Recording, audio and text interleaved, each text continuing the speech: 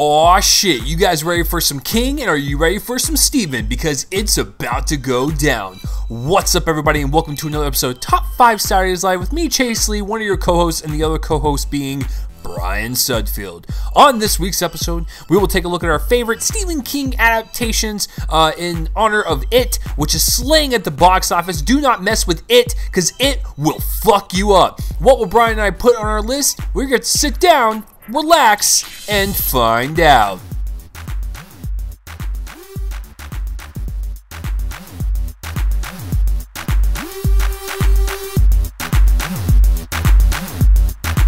What's up, everybody, and welcome to another episode of Top 5 Saturdays Live with me, Chase Lee, and my co-host, Brian Sudfield. That's fucking right. And hey, listen, if you were new to the show, welcome. What we typically do is we look at some of the movies coming out on Friday. We will pick one and we will honor it. We will honor the fuck out of it, and we will put it on a pedestal and make a top 5 list surrounding that, and just have a good grand old time. The Golding Method Show, if you've never listened before, and this is your first time ever, we don't know each other's lists, so it's always a fresh surprise to both of us on what we put in each slot. And of course, it's live, so we have no idea what the hell's going to happen. I could stutter a lot. I could pause a lot because I'm not professional. My grammar is to a 3rd grade level. I will promote to a 4th grade level next year, but it's very limited on my vocab, so that's always fun. So that is the show in a nutshell. But before we get into our topic, Brian, how are we doing this week? It's been a while. It's been a while. Yeah, it's been a while, if you could say that. So what have you been up to these past few weeks? I went back to school. I'm back to the shitty college Wi-Fi, so yippee-ki-yay. Oh, yay. But other than that, I mean, it's been a good year so far. Good classes, great professors. It's funny because my public speaking professor, when this man walks in, you would think he's just a normal college professor. Just a normal, out-of-the-line college professor. Gray hair, looks like he's in his late 40s, early 50s. Fucking guy says that he used to be a stand-up comic. And then when you listen to him, you can realize that he was one because he has that stand-up comic vibe. But when you look at him, it's like, wow, that's amazing how you go from being the stand-up comic to a performer in theater to a public speaking professor at a college. I mean, like, woo, that's a big deal. I also started doing this segment on my college radio station. See, it's a great thing, it's a great opportunity, except, the co-host, one of them, there's 2 co-hosts, one of them acts like they know a lot about movies when they don't, and that made me guffaw inside heavily. It's funny also because he mixed up Hugh Grant with Colin Firth, and I don't know how that's possible. He was like, oh, Hugh Grant stars in Kingsman, and I'm like, inside I'm like, no, that's Colin Firth, you dumb fuck. I'm pretty sure Colin Firth is okay. So Hugh Grant is like the super British version of Colin Firth, because Colin Firth is already British. So you take a British Colin Firth and you add like super British, like the serum into your veins, and you become a Hugh Grant. Like that's exactly what happens. I mean, I guess so. I mean, I guess that's understandable.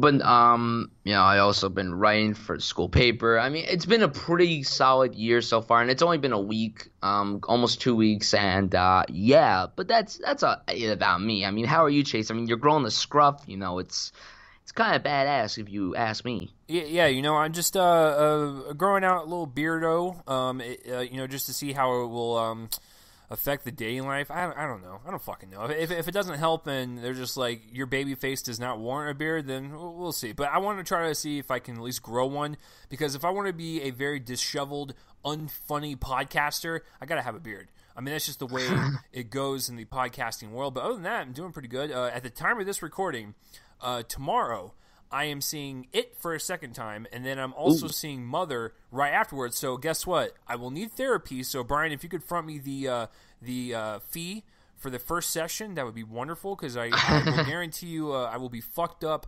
all over my head and probably up the ass. So you're talking to a very poor college student right now, so you know. Oh, well, you're I don't know if I can help you out there, buddy. Oh, okay. Well, you're talking to a poor post-college person, so good luck in the real world, Brian. Enjoy college. Anyways, sorry to bring down the mood. So, yeah, we've been gone for a while, but like we told you guys last time, we aren't going to do it weekly anymore. It's just kind of like whenever we get a chance, whenever Brian's got free time, because Brian's not only is in school, he's doing the same degree as me, which means he's going to get busier each year, and he's got a woman. So I get it. He's got some time spent divided towards things, and this is not one of them. I understand. We've got a lot of episodes in the bag, but that's okay. We'll just keep tacking them on. Like this week, what are we doing? Yeah, this week we are going to be doing our favorite Stephen King film adaptations. There's a lot to go from. I mean, obviously, The Dark Tower came out last month, and it just came out last week. You guys can listen to both our podcasts to know our thoughts. I'll say this right now. I like it a lot. I liked it very much, and clearly Chase said that he's going to see it for a second time, which might mean that he hated it, but hey, who knows? Stephen King, it's funny. When I first heard that name when I was a little boy, I thought he was like a villain in real life. And I was like, I don't know if villains are supposed to exist in real life. I mean, I know there's criminals, but this Stephen King guy, is he like scary? Because I always knew him for writing all these horror stories. But then as I got older, I started realizing that he did some other stuff. He ventured into other types of stories. I mean, this guy has written so much. He's written like coming-of-age stories, prison stories, stories involving being under a dome. This guy's incredibly versatile when it comes to his stuff. And when it comes to his films, it's usually interesting because I said this when I wrote my review for It for my school paper.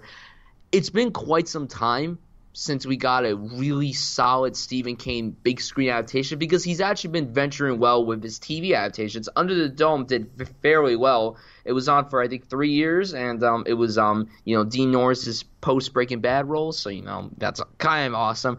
He just did 11/22/63 on Hulu, which I heard was great. Still haven't watched it. There's a lot on my watch list when it comes to TV, so, yeah. And then he's got Castle Rock coming out, which I heard about last week, and I'm very interested in checking that out. But when it comes to his films, here's the thing. I don't usually like to read books that are turned into movies. I try not to do that. Right now I'm reading Ready Player One, and part of me doesn't want to continue reading it because I'm like, I kind of want to see what happens when the movie comes out next year. But, it's that book's for me and, Spielberg and But in my humble opinion, if the film's good, that's all that matters. I know some people, when it comes to a movie being adapted or a book being adapted to the big screen or TV show, video game even, who the hell knows, they always want a faithful adaptation. And if they could add some cool twists and turns to it, that's awesome. Now, I haven't read any of these books that from my top 5 list. I haven't read any of the source material. I've just watched these movies. So I'm definitely interested for you guys to comment down below, if you read any of these adaptations or other films that have that are based on Stephen King novels, novelettes, all that other stuff.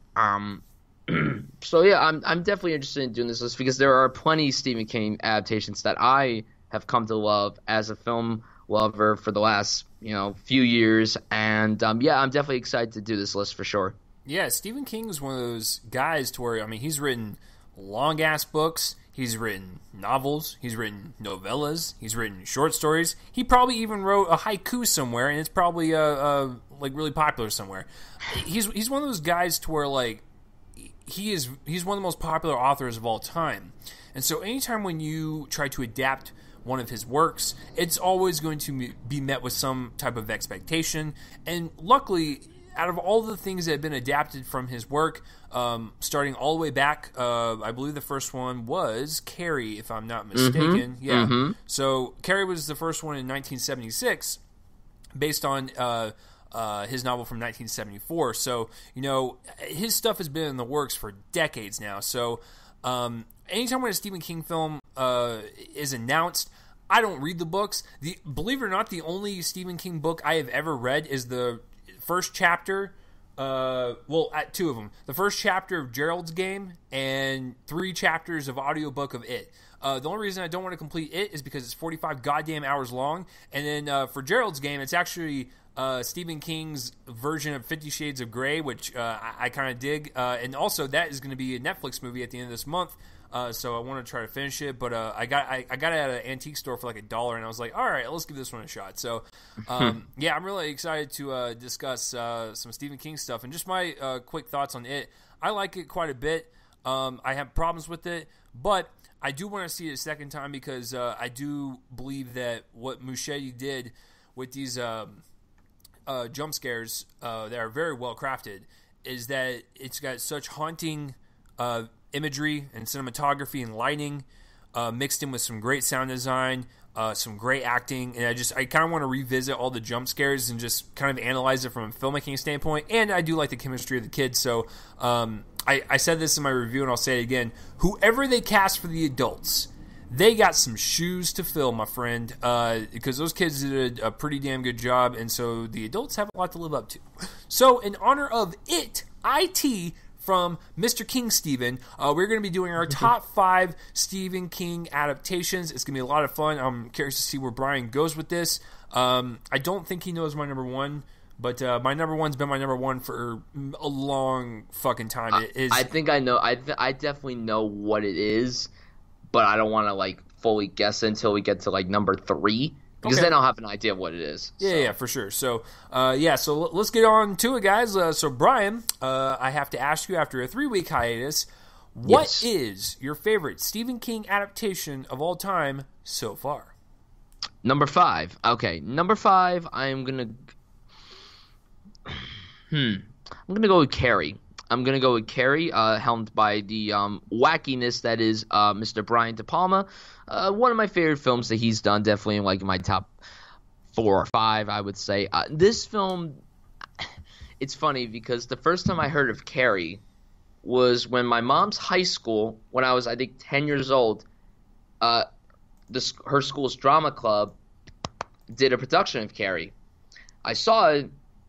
First of all, I was like, this doesn't seem right to be a musical. Second, when they did the blood thing, and I mean, they did about, I think at the high school, it's like 8 performances. I mean, they had a lot. That was a lot of, like, liquid they wasted. They saved up a lot. I remember my mom telling me the story numerous times. It was like 10 years ago, so it was a very long time. It's been a while. But Carrie, really intense. Sissy Spacek, perfect for the role, absolutely phenomenal in the role, and she got nominated for an Oscar for this, and she kind of looked a little too old for the role, which I'll say this right now, I did not really like the one from a few years ago with Chloe Grace Moretz, but she was the right age, somewhat the right age to play that character. I mean, she looked very young, but she kind of worked because I think she was that age. She was like 16, 17. Sissy Spacek, I think, was like 26 when she made this movie, and it was just weird, but she crushed it. Like, she was awesome in this, and everyone else was great. It was even one of John Travolta's first roles,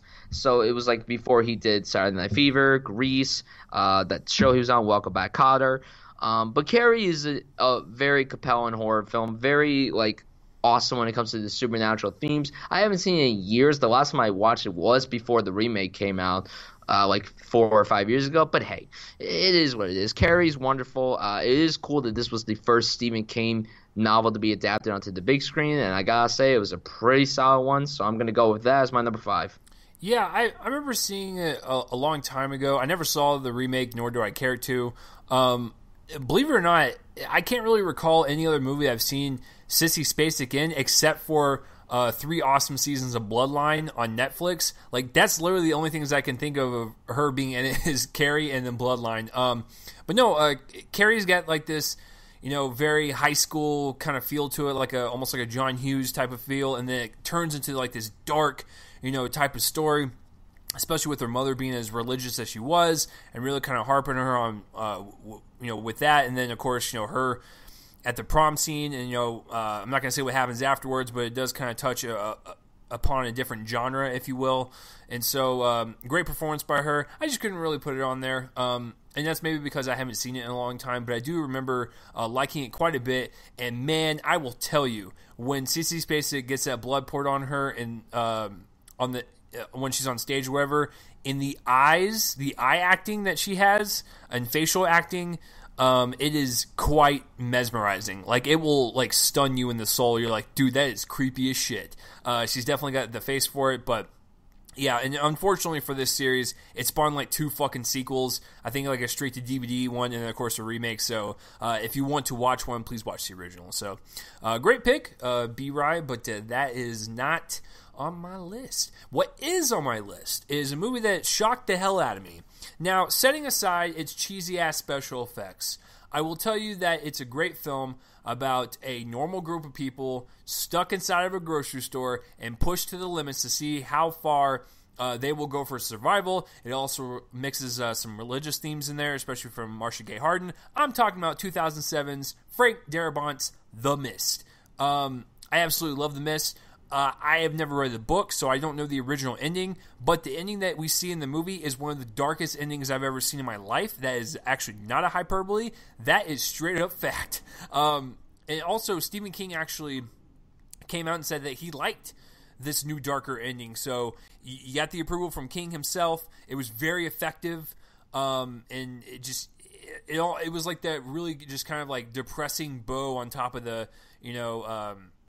present that we got, which was a really great claustrophobic horror film. The paranoia is there. It ratchets up as the movie progresses. Yes, is the creature design cool, but the CGI kind of lacking? Sure. It almost has like that B-movie feel, almost like a movie that was made in like the 70s or 80s. It was supposed to be shot in black and white, and there is a black and white version. I have not seen the black and white version, but with a very heavy emotional ending mixed in with some really great performances from Thomas Jane, Marcia Gay Harden and whatnot. It's just a really good survival film about this mist that is coming to the town, and there's creatures inside of it. So don't go outside unless you want to get eaten and shit. But yeah, it's a really good little horror film, and I love that ending. It's one of my favorite endings of any Stephen King adaptation. So I'm going to go with The Mist. Yeah, The Mist was quite interesting because it's Frank Darabont. He's directed 3 Stephen King adaptations. I mean, one of which, or maybe 2, talk about later. This one's not on my list. I've only seen it once, and it was quite interesting because I didn't really have any expectations watching it, because I was like, when I watched it, I was very mixed on Frank Darabont. Like, I like some of his stuff. Obviously he brought The Walking Dead to television, but there was a lot of drama surrounding him because he apparently got fired from The Walking Dead. AMC fired him, and then he was like, oh, blah, blah, blah. So I saw this and I was pretty engaged. It was really, really cool. It definitely had a unique premise. Like, it definitely felt Stephen King-esque, but at the same time it didn't, because at the time I was like, Stephen King doing sci-fi? I don't know if I'm all for that, but then I'm like, then again, I like to see the versatility in the man's works, and I have to say it was pretty impressive. I really, really enjoyed the lot. Everyone did a great job, and yeah, and it's funny. There's also a lot of Walking Dead actors in this movie, so it's really great. It was a really solid film, and they just made a mini series which I haven't seen, or just TV show. I haven't seen it yet, so I mean, I don't know if it's any good. I don't know if it's bad. I mean, who knows? I will skip it. I will tell you that if you just watch the film, I think you'll be satisfied, and it's definitely got one of my favorite unhinged kind of performances from Marcia Gay Harden. Like, she's absolutely like terrifying as this religious nutbag, and she actually is classified as the antagonist of the film. Yeah, check it out for especially that. So yeah, The Mist is pretty solid. So yeah, all of you guys should definitely check it out. Oh yeah. So I mean, what do you got for number 4 then? What are you gonna throw at us? Number Thor. Number Thor. Number Thor, guys. We have reached number Thor. We haven't even reached Thor Ragnarok yet, Brian. There hasn't even been a 4th Thor yet, so let's calm that down. Oh, Jesus Christ. Oh, boy. Okay, my number 4, I am going to go and say that one will go to... Oh, God, I'm blanking on the title. What the hell was wrong with me? Misery. Okay, Misery. Misery is... Now it's funny because Frank Darabont's not the only director that has directed more than one Stephen King adaptation. Rob Reiner has directed a few of his own, and this is not the only time I'm going to bring him up on the list. So yeah, Misery is really interesting because it's it's not so much a horror movie; it's more so a thriller than a horror movie, and it stars James Caan and Kathy Bates, and James Caan's his famous Arthur. And Kathy Bates is this ecstatic fan of him. But she captures him, holds him hostage, and just forces him to write her stories. It's terrifying. It's really suspenseful. It gets under your skin. And you're just like, this is from Rob Reiner. This is from the guy who got his big debut on the fucking sitcom All in the Family. Just think about that for a second, guys. Like, I mean, he's ended up becoming one of the best actor turned directors. He directed When Harry Met Sally, Few Good Men, The Princess Bride, This Is Spinal Tap. All the stuff that he's done. He's a very interesting filmmaker, and Misery, without a doubt, is his most out of scale film. Like, it's the most mind-bending film that he's directed, and it's definitely one of the better ones he's directed. It's not my favorite that he's directed, but it's really solid. James Caan's incredible, but Kathy Bates steals the entire movie. She won the Oscar for this, and she owned it. And it's funny, when I saw her in person 2 years ago, I sat 10 feet away from her, and I'm like, I'm sitting 10 feet away from a woman who won an Oscar, first of all. And second, I'm worried that she's going to go out like Annie Wikes on me, and I don't want to, die or be held captive, so, yeah. But yeah, Misery is really, really, really great. And if you guys have not checked it out, I suggest you do that. It's actually the only Stephen King film that has ever become an Oscar-winning film, which is really sad when you think about it. But, it is absolutely terrifying. It's scarier than some of the horror movies that of his that have been adapted to the big screen. And Misery is solid. And I know what Chase is going to say. PASS. I'm going to pass. I actually think that this reincarnation of It will garner some nominations if it's falling a little short in some categories. I actually think that it might get nominated for hair and makeup. Believe it or not, what they did with Bill Skarsgård's Pennywise is pretty impressive. And if they're running low on supporting actor, you got to throw Bill Skarsgård in there. I'm totally down for him getting nominated in that performance. So call me crazy. You can do that. And also, the cinematographer of it was the same cinematographer of The Handmaiden last year, and that had some gorgeous cinematography. So maybe cinematography not. I have no clue. But hopefully, more Stephen King movies will get kind of pushed into the Oscar categories because Brian's right. That has a Best Actress Oscar attached to it, so it's good, but I'm going to pass. My number 4, I remember seeing this in theaters, and I was completely riveted from start to finish. I had no idea what it was about. I just wanted to see it because I worked at the theater at the time, and I wanted to see a free movie, and my fucking God, that post office scene in 1408 is one of the most clever fake outs I've seen in a theater where people actually viscerally reacted to it. So, if you guys have never heard of 1408, this is more of a short story from Mr. King. And John Cusack plays this author who writes, kind of like these haunted books where he goes to these haunted, locations and whatnot throughout the country. He'll stay the night and kind of write about his experiences. But for the most part, Brian, his experiences are pretty limp dick. There's nothing that happens. So what does he have to do? He has to make up stories. And that's what he does. He makes up horror stories of these locations, and he drives his book sales. But there's one hotel. I believe it's the Dolphin. Hold on, folks. We gonna get it. It just says New York City Hotel. What the fuck? I thought. What? Hold on. Yeah, the Dolphin. Fuck. All right. See, I had it, folks. All right. So he attends this hotel called the Dolphin, and Samuel L. Jackson is the manager. And according to urban legend, there was a lot of people that killed themselves or have died in room 1408.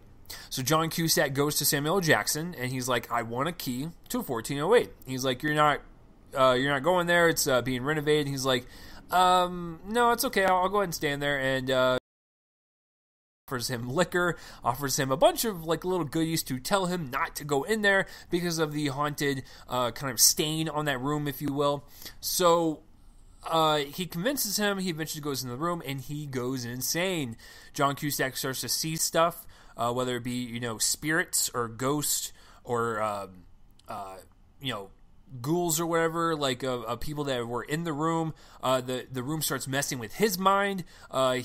In one scene, he sees himself from across the way. And also, not only is the room kind of fucking with him, the movie's kind of fucking with us, and it's a really great kind of look into paranoia and just how a film can be so expertly directed and edited to really kind of make you have a panic attack and really kind of get you into the character's shoes. I was feeling that way the entire time. There's also a lot of slower moments where it kind of focuses a little bit on John Cusack's backstory and his daughter, and so there's a lot of baggage that goes with that, and the room starts fucking with him emotionally, and it's a really like emotionally, psychologically draining little thriller that's just so tightly edited. It is absolutely entertaining from start to finish. I absolutely love all the set pieces in the room, whether there might involve some water or some snow or like I said, the post office fake out is one of the best clever fake outs ever. It got me, and I remember everyone in the theater like going, "Oh shit!" Like, 'cause it's like he'll never leave the goddamn room. But yeah, I just absolutely love it. John Cusack gives a one of those performances. It starts out very calm, very somber. He's like, okay, I've done this before, and then he eventually starts to lose his mind. He has some really great freakouts that doesn't go to Nicolas Cage comedic levels, but it goes to those levels to where you kind of feel for the guy. You're like, dude, I wish this guy would just get out of this room. He's really losing his mind. Yeah, so I absolutely enjoy this from start to finish. Great performance from John Cusack. It is a wonderful thriller, and I think it's directed and edited to pretty superb measures. So I like it quite a bit. It's probably, I'd say it's the most entertaining one because it just kind of like just keeps you on the edge of your seat the entire time. It's just one guy in a room, really kind of showcasing the director's talents. Because if you film any story in one location with one character, it is hard to keep people's attention, and I think this movie does it twofold. So 1408 is my number 4. See, as you were speaking about that, it made me feel really bad about myself because that's the one that I still have not watched. It's high up on my Stephen King film adaptations to check out. It's just that I never got around to checking it out. I've always wanted to see it. I get the big love for it, like the short story and the film. I understand all the love. I'm not judging anyone. I haven't seen it, so I can't really comment on it, but I've always wanted to check it out. So it's still on my watch list. I've been meaning to check it out. Like, it's really something that I've been wanting to check out, but, I'm busy a lot, so. Okay, so, no, it's a really great film to watch around Halloween, which is perfect because, we're almost a month away from that, and so if you are looking for something to watch kind of like in the fall horror season, I would suggest 1408. I know it plays out more like a psychological thriller, but it's so ingrained into your head as you're watching it. Like I said, the film starts to fuck with you. That it almost feels like horror anxiety. Like it's pretty great in terms of like paranoia films, especially in the Stephen King catalog. So I recommend it quite a bit. So all right, so let's jump into number 3. What you got? Number 3, I'm going to lift off my arms even though no one could see them because my number 3 is The Shawshank Redemption. And so, ding, ding, ding, is mine. So, a little backstory on Shawshank Redemption. It failed at the box office. It actually didn't find its footing until home video when people discovered it and realized, oh shit, this is a good fucking movie. I was asleep during this time for some weird fucking reason. Anyway, Shawshank Redemption came out in 1994. It is more of a drama. It's one of the first dramas I believe I've ever seen from Stephen King, and that was way back in the day when I was a kid. You got Tim Robbins, Morgan Freeman, and Tim Robbins goes to jail. I'm not going to say what for. He meets Red, his nickname, played by Morgan Freeman. They kind of form a friendship, kind of form a bond, where Tim Robbins is kind of like on the verge of like just giving up while Morgan Freeman's been in prison for a long time, he's very optimistic. He's like, I'm going to get out of this shit. But as we all know, racial profiling is still a thing. And so that is definitely, something that keeps him in there. And then it has one of the more satisfying, kind of happier, hopeful endings of a Stephen King movie for sure. But I really enjoy this one quite a bit. It is a strong drama. When you have the performances of Tim Robbins and Morgan Freeman going back and forth, it's just a really well-rounded movie. I mean, there's really nothing more to say. Even with it being labeled as a drama, you still have tension. Brian knows what I'm talking about, but when Red is in front of his parole hearing, that's heart-pounding, because you're like, you want this guy to get out, and he's trying his best, but they're still trying, like, they're shooting him down, and it's like, you want him to succeed in his mission. Like, even though both of them are flawed characters, it's important to know that they are both heroes, and you want them to succeed and kind of,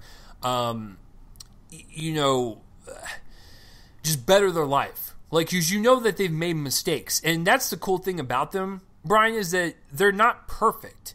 They've done shit. And what makes them great is that you want them to redeem themselves. And that's what the fucking poster is. Tim Robbins looking up into the fucking sky. Like, that is, like, it's perfect. It's a perfect image to show you that, yeah, these guys did some wrong, but, it's one of those things to where, like, you just want them to succeed. And, of course, there might be some things in the movie that might, hint that there was some innocence along with it. So, that's also something that is a huge problem in this country, where people will get sentenced to shit and they are not even guilty. And they'll be in jail for many, many years until they're let free. So that's also a theme that's kind of brought up and whatnot, but I won't tell you who's innocent and who's not.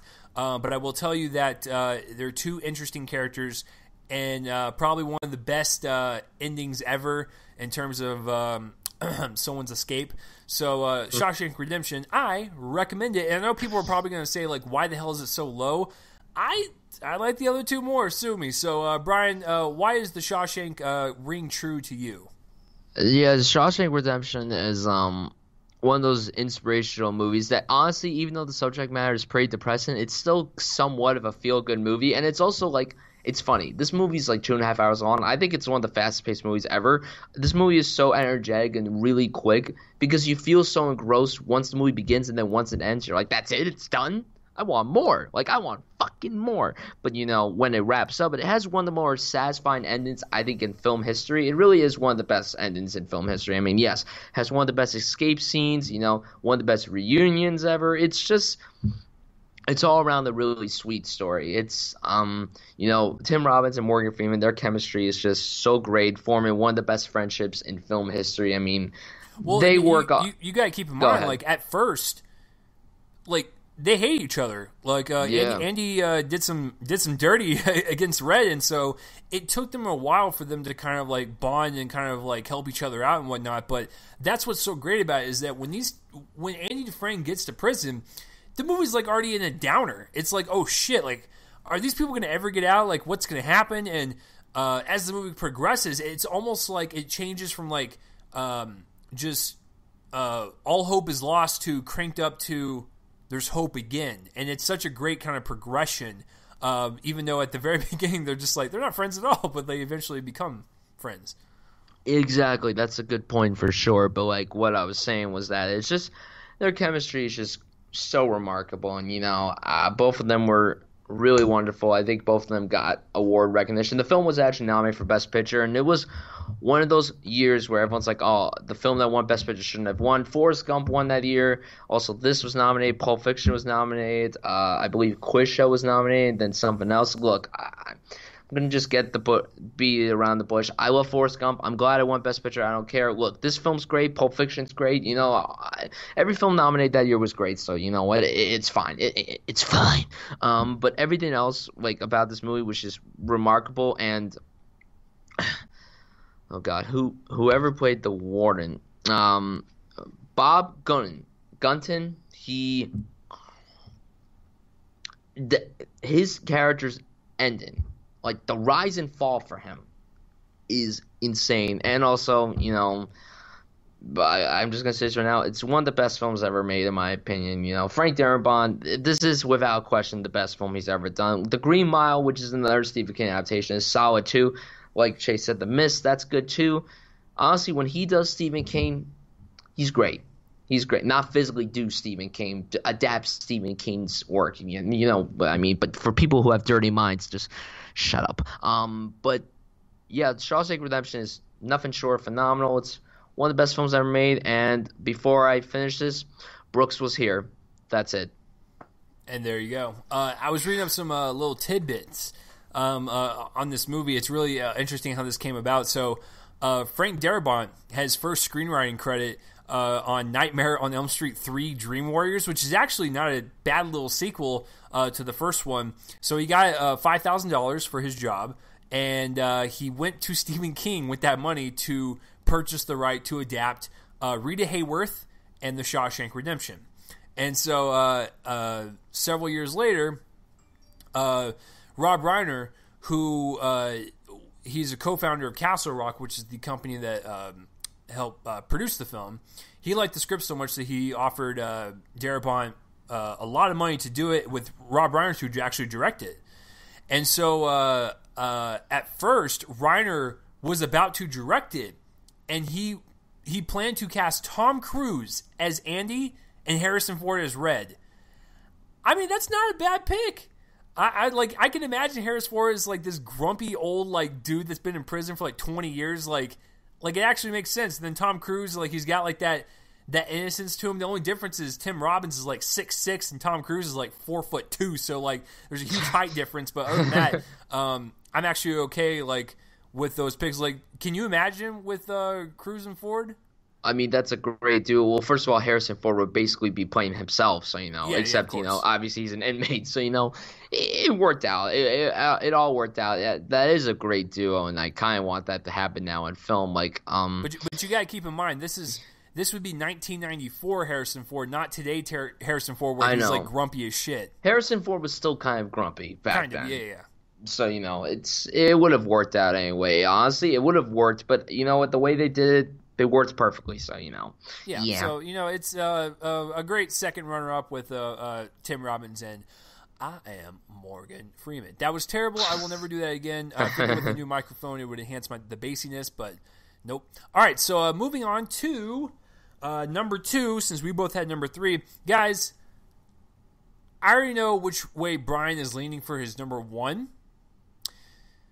I don't know about number 2. Like this is actually where I think. Wait a minute. Hold on, folks. Hold on. The news press is here. Brian, I think. Now, hear me out. Now, I think we have the same number 2. Okay. I thought about this very thoroughly. Oh shit! And I still am. Here we go, folks. Here we go. We have the same number 2. Yep. What is it? I knew your number 1 was the film that I brought before. Our number 2 is The Shining. There it is, folks. And all right, since I went first on the Redemption, Brian, Shining. Give it to me. Was a little bit about the plot, who directed it, and give me your thoughts. Okay, The Shining comes from visionary Stanley Kubrick. It follows a man named Jack Torrance and his wife and son. They are assigned to be the caretakers for the Overlook Hotel in the Colorado Rockies. Jack is a writer and a recovering alcoholic. Wendy, I'm home. She's kind of a whack job herself, and then Danny, sees shit. He possesses The Shining. Red rum. There's really not much to say about this movie because this is, in my humble opinion, my personal favorite horror film ever made. I have seen The Shining so many fucking times. It is hard to describe how much I've watched this movie. I think it's one of the greatest films ever made. Now, there's a lot of interesting stuff behind the production of this film. First of all, I'm going to say this right now. Everybody probably knows this, but whoever doesn't know, prepare to learn. Stephen King is actually not a fan of this film adaptation. Now, later on, they adapted this into a miniseries, which I haven't seen, but it looks shitty, so, a pass on that. It looked terrible. I forgot who did it. I think it was the Nostalgia Critic, and I watched his episode. Holy shit, that thing looked bad. It almost looked like Stephen King's directorial effort of one of his books, Maximum Overdrive, where it had like just super cheese to it, and the CGI was terrible. It almost was on the verge of The Langoliers. That's exactly what it looked like. If you guys have never seen Stephen King's The Langoliers, the story is interesting, but those fucking creatures are god-awful, and it kind of reminded me of that, where it's like poorly rendered CGI mess. Yeah, it definitely looked very bad, and you know this movie has like adapted a lot of theories, a lot of stuff, like a lot of stuff. I mean, they even made a fucking documentary called Room 327 or 237, and which is, by the way, a solid documentary. There's a lot of theories surrounded it. I just think it's all around a beautiful film. It's also my favorite Kubrick film. It's the one I've seen the most of his catalog. Jack Nicholson is so fantastic in this movie. It's unbelievable to see how he starts off as kind of a very friendly guy, and then by the time the movie ends, he's absolutely insane. And you can understand that because that fucking hotel. I mean, if I was isolating in that hotel for a good 3 to 4 months, I'd probably want to, go crazy too, and I probably would have. He's so great in this movie. It's one of my favorite performances that he's ever given. The cinematography is wonderful. The score, the atmosphere is just there. It's all around just a brilliant piece of filmmaking. A lot of iconic quotes. I cannot believe Stephen King doesn't like the movie. I know that there's I don't know, Kubrick was definitely hit or miss for people at the time, because honestly, when this movie came out in 1980, it didn't get the reception that it has now. Now it's considered one of the greatest horror films ever made. Back then, a lot of people did not like this movie at all. A lot of people were criticizing it, calling it stupid, boring, mediocre, bland, ridiculous, in your face. And I'm like, whoa, just calm down. It's so great. It's so engaging. You could rewatch it over and over again, and it's just all around one of the best. It's one of the best uses of filmmaking in horror, and I just love it so much. I just think it's perfect from front to back, and I think it's marvelous all around. So yeah, The Shining is my favorite horror adaptation of Stephen King's books. It's my favorite horror movie of all time. It's also my favorite Kubrick movie. The only reason why I didn't put it as my number one is because my number one is more personal to me. But this one is still really incredible. So Chase, go ahead and talk about Shining, The Shining is one of those movies to where, first of all, if you are a Stanley Kubrick fan and you have yet to check this one out, I would highly implore you to do that. The story is very simple. It's basically just about a man descending into madness and just seeing him kind of let the hotel take his mind over, almost like The Room does with John Cusack in 1408. It all relies on the performances, the music, cinematography, and the direction. All 4 of those things make this movie worth it, especially with the cinematography. It's one of the first films I ever noticed Steadicam, which is basically when you have a camera on a single mount, but the cinematographer can actually kind of move with it and kind of run down hallways and whatnot and keep it as steady as possible and have almost this dreamlike effect. And so when you're watching this film, it almost looks like it's shot like a nightmare or like a dream. And that's what really kind of plays into the fact that this film is about a guy losing his mind, because you don't know what's in his head, what's not, and seeing the cinematography as fluid and dreamlike and floaty as it is, it really kind of enunciates the kind of dreamlike aspects of all the stuff that Jack Torrance is imagining. Also, Jack Nicholson, wonderful performance. It starts out as a very calm family man. He is just a determined author, just ready to do his thing, and then wha-bam, the hotel starts fucking with him, and he becomes super psychotic, and he really just... He doesn't overcook it. I think he does it right on the cusp of making it look too cheesy, but I think he does deliver the kind of unhinged madness that one would be when they're cooped up in a place for too long. It's got some really interesting imagery that's in pop culture forever, especially when when he turns that corner and you see the twins in the blue dresses, that's that's one of those things that you cannot, just get away from. Like you're like when the movie's done, you're gonna think of like a few things. You're like, yeah, I remember that shit in the hallway. It's like, yeah, and also that's got one of the best like camera movements I've seen in film, and also with sound design and whatnot. It's so expertly done. But that's what Kubrick does. The guy's a perfectionist. He's like David Fincher, where they do like 400 fucking takes, and they're madmen. But it's really awesome to watch like these mad scientists go at work, because that's what's really great about Kubrick, is that he wants to create the best thing possible. This is one of the best ones that I like as well. But he definitely, I think, probably took a really good book and made it into his own. I would consider this more of a Stanley Kubrick movie than a Stephen King movie, and maybe that's why Stephen King was kind of perturbed a little bit, because he says that it's a really good movie with images, but he said it's a poor adaptation. So maybe that's what kind of got to him, is it's more of like a Kubrick movie versus a Stephen King movie, which is fine with me, because that's what an adaptation is. Takes material that's already created, make it into your own. Kubrick does that with his beautiful cinematography, wonderful music, and just like intense direction. This is what he does, and The Shining is one of those movies that if you are looking for something to watch this Halloween season and you have never seen this, give it a shot. I think you'll really enjoy it. So Brian, real quick, what are your top 3 Kubrick movies? Number 1, The Shining. Number 2, I'm gonna have to go with 2001, and number 3, see, I would put Full Metal Jacket's first half as my number 2, but I can't do that because that's a cheat.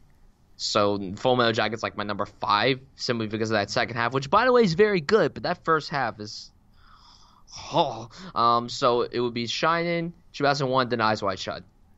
I am a huge fan of Eyes Wide Shut as well. If you want to watch a crippling marriage with some really horrific imagery and like dreamlike imagery, kind of like The Shining, check that one out.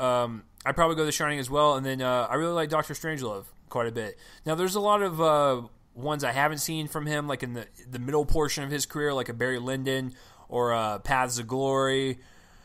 I don't think I've seen Oh, wait, no, I've seen Spartacus. I just haven't seen it in a while. So there's a lot of stuff I haven't seen from him, but The Shining is definitely one of those ones. And it's got some of the most memorable lines ever in film. Here's Johnny. That's where that movie's from. Like, come play with us, Danny. Like, there's some creepy shit in there for sure. And then, of course, like what Brian said, Red Rome, which is, flipped backwards. It's murder. And then, of course, all work and no play makes Jack a dull boy. So I won't say what the context of that, but if you've seen it. So yeah, number 2, Shining with us. Number 1, I think it's interesting that Brian went towards more of a coming of age film. I went more towards a thriller, and we both did not go horror for Mr. King. So Brian, why is Stand By Me? Why that one out of everything he's done? Like, what's about that movie that just touches you in the right way? It's so personal for me because honestly, when I was like these kids' age, me and my friends would go out and just explore stuff. We would just go like into we had this like cool like construction site that was like not far from where I lived. We kind of snuck in a few times and just looked around, and there was like these cool mountains and stuff. We used to do stuff like this, and honestly, when I was a little kid, I knew kids similar to like I mean, they didn't have the same antics, but I was like, they kind of remind me of like fucking Gordy and Chris and Teddy and Vern. Like, they remind me of all these kids, and like I was just like mesmerized by it. I think it's a really phenomenal film. I think it's one of the best coming of age films we've ever had grace the big screen.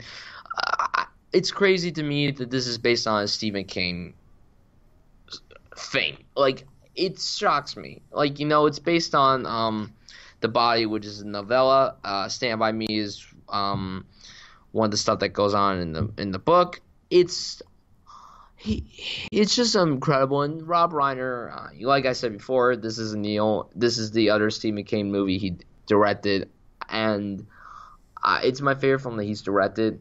All these kids, they're in their prime. They're all great. You got Will Wheaton, Corey Feldman, Jerry O'Connell, and the late River Phoenix. All of them shined. I mean, this was when Corey Feldman was like in his prime with like fucking Gremlins, Goonies, The Lost Boys. Like he was in all these iconic 80s movies, and then he was in this, and he was fantastic. And each of them had their own personal struggles behind them.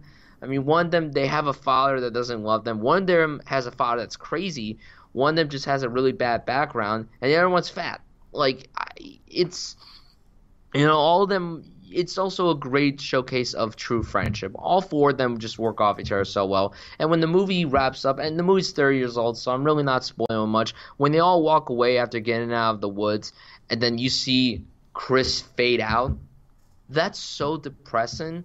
And it's even more depressing because, River Phoenix is no longer with us, so, like, it gets to me each and every time. And it still is sad because, he became a good guy. Like, he became a lawyer and then he got stabbed. Like, it's sad. Like, but the movie is just, it just gets to you. Like, even when you're an adult, you could watch it and feel like, I was kind of like this as a child. I may know people like this. I may have known people like this when I was a kid. So, like, it's just an all-around fantastic story that anyone can relate to, and there's a lot of great sequences here. There's a lot of good comedy here. Why don't you go fuck your mother? The train. I mean, that train sequence is still as harrowing as it was the first time I watched the movie. It's all around wonderful. It's great. Stand By Me is phenomenal. It's a film that's hard not to like. If you don't like Stand By Me, then I don't know what to say to you. It's perfect. Stand By Me is my favorite Stephen King film adaptation. It's really personal to me. I may not have seen it as much as The Shining, but it just means so much to me. So that's kind of why I had to put it as number one, in my humble opinion. Yeah, and I'm looking up the timeline of when he wrote It and when he wrote Stand By Me from the novella, like you said, The Body. The Body was written in 1982 and It was written in 1986. So it's very interesting to me that like that was the first kind of like kid relationship type movie before It, because it was a monster success. And Stand By Me, the movie was a success, but I don't think not many people probably heard about the story. So, but what's great about Stand By Me, it shows how relatable Stephen King can be. It shows that he can create wonderful characters that we can all relate to. And really kind of just be invested into this journey of just like, growing up and just being a kid. That's what's so great about, It in the movies is actually the Tim Curry version. What's great about the kid part, which is the best part, is the camaraderie between the kids, because you go, I experienced this shit.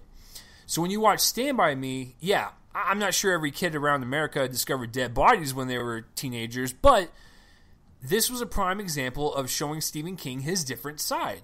Because we have all these horror films, we have all these thrillers that he's done, but this shows kind of a softer side to him, where it's like, I think Stephen King really appreciated his childhood, because there's a lot of his stories that involve children and their friendships and growing up, maturing, and dealing with like problems as a child, and it's just fascinating to kind of see that. And so Stand By Me is one of those.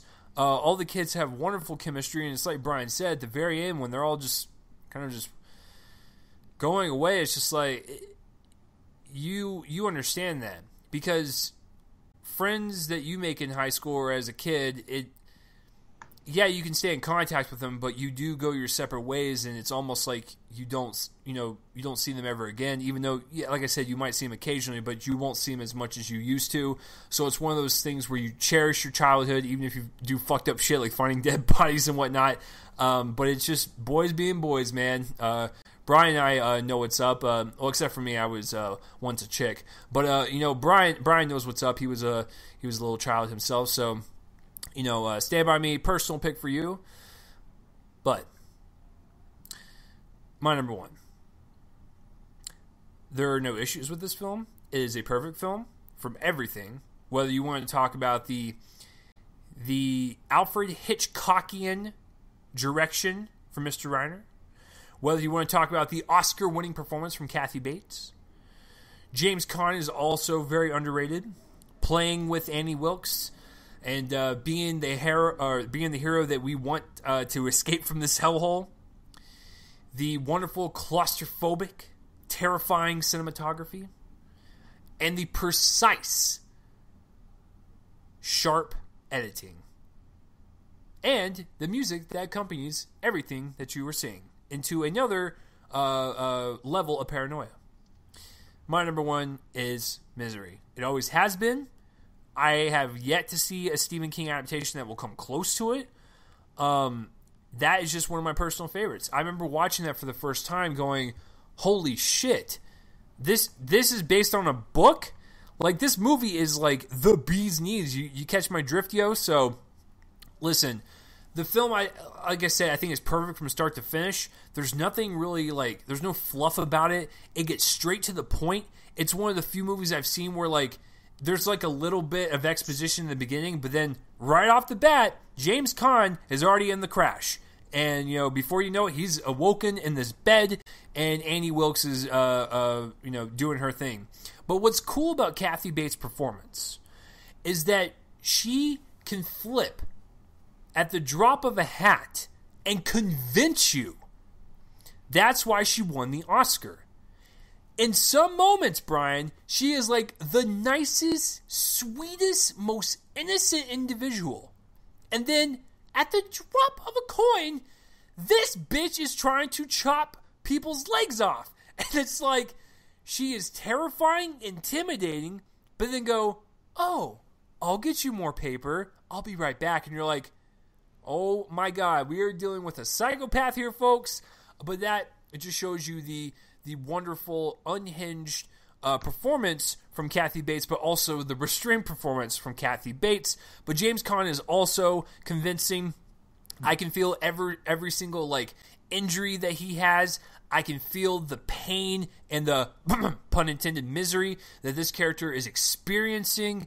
I feel everything, and he's in a bed for most of the movie, or a wheelchair. And I think Brian will agree.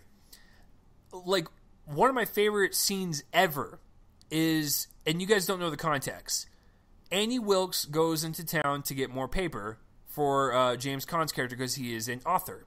And she basically holds him captive because he writes some of her favorite books. He kills off the main character in his series of books called Misery. She doesn't like that, so she forces him pretty much at gunpoint to be like, write the book, bitch, or I'm going to kill you. And so he runs out of paper because he does a very clever thing. And so she leaves. He gets out of bed, and he's crawling around the house. Your heart is pounding. The level of suspense and just overall white-knuckling tension is palpable. Like I said, this is probably the first non-Hitchcockian movie, but that is influenced by Hitchcock that I've seen ever.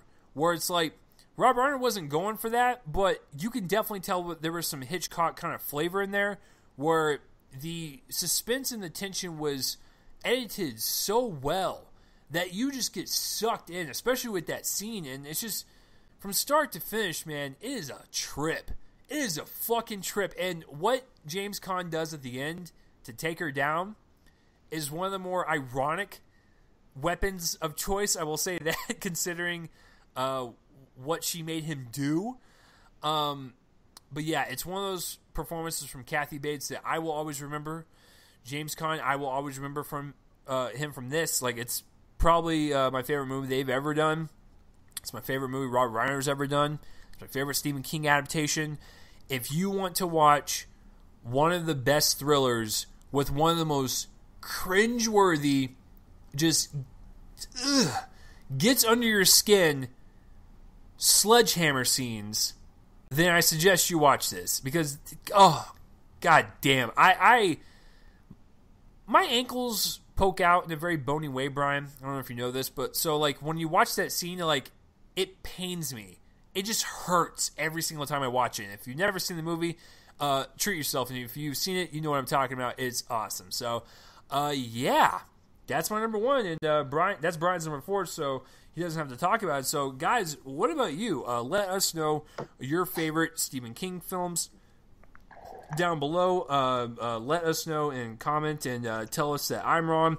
Tell me that I'm a jackass, and Brian and I will respond. All right, so so just to recap before we get into our honorable mentions, Brian 5-1, the 1976 version of Carrie, because if I just put Carrie, you might just assume 2013. Number 4 is Misery. Number 3 is Shawshank. 2 is The Shining, and 1 is Stand By Me. For me, 5-1 is The Mist, 1408, Shawshank, The Shining, and Misery. So we have 3 of them in common. So that's actually a lot more than I thought we would. So, all right, so let's get into honorable mentions. Like I said, Carrie is pretty good. I've only seen bits of Christine. Yep. Children of the Corn. The main child in that film, you want to punch in the face. So there's that. Maximum Overdrive is super cheesy. Killer Trucks.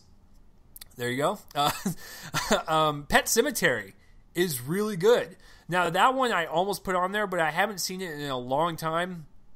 But it's got one of the most hilarious, like, child death scenes I've seen in a film. Just the way the father reacts it's one of the best, like, cuts ever, because it like cuts from like the accident to the father's reaction, and it make you cry with laughter. And also it has one of the funniest like scenes in the film besides that one, where like the child is like in the attic and he flies down like towards the person he's attacking. It'll make you just cry with laughter. But it's still an overall entertaining movie. I saw actually the first hour of Thinner. That was a creepy premise. I will give it that. I haven't seen it in a while. The Green Mile, also very good.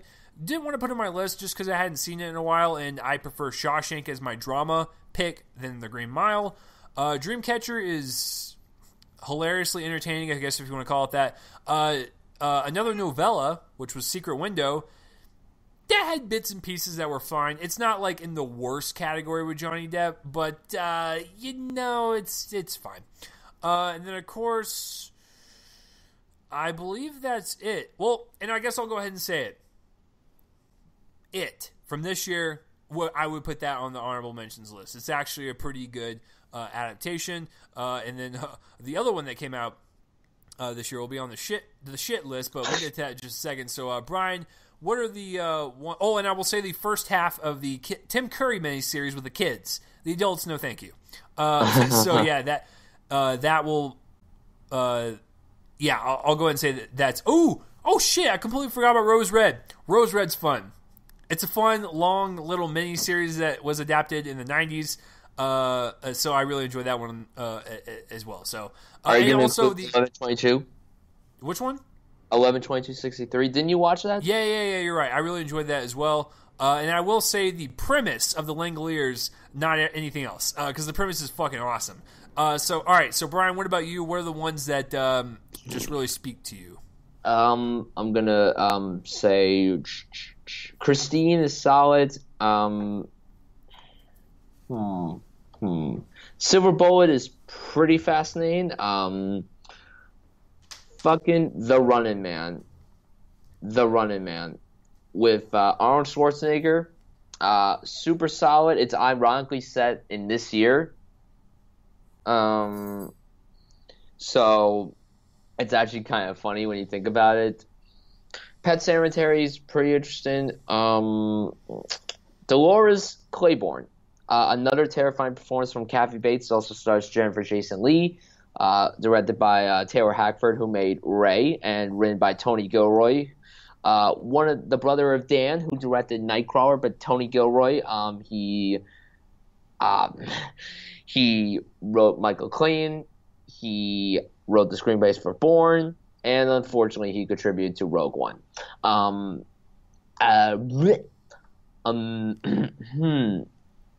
What else have I seen? Green Mile, of course. Secret Window's not bad. The Mist. That's it. Still haven't seen 1408. So yeah, I'm really excited for Gerald's Game. Mike Flanagan's directing it, so I'm really excited to see that. When it comes to its TV stuff, I will agree with you. The first half of the It miniseries. That's honestly, I saw the first 5 episodes of Under the Dome. I never got around to finishing the show. I liked what I saw, and I want to continue it for sure. Still haven't seen 2263. I'm really excited for Castle Rock. And yeah, that's it. Yeah, I mean, we pretty much have the same ones. As far as worst ones go, second half of It miniseries, I'm trying to think of the absolute worst one. I mean, Dreamcatcher, like I said, it's hilariously bad, but I mean, it's not good.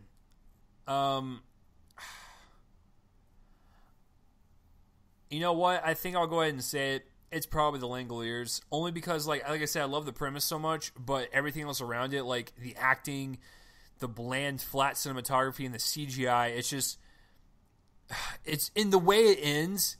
You're like, wow, thanks for an unsatisfying ending. Like, I felt like that was a huge letdown. I will also say The Dark Tower. The Dark Tower from earlier this year, pretty bad. Especially when you compare it to It. It just pretty much like slams it into the ground and just like takes a shit on it. That's pretty much it for me. Everything else is either so-so or good to me, except for those. So I'll say The Dark Tower from earlier this year and The Langoliers. My God. So, Brian, what about you? I hate Cujo so much. Oh, shit. I fucking hate. Listen, I'm a huge dog lover, so I may be biased when I say this. It disgusts me, this whole story. And also, I don't think the movie's really that well made. So, I mean, that's just kind of a biased thing. God.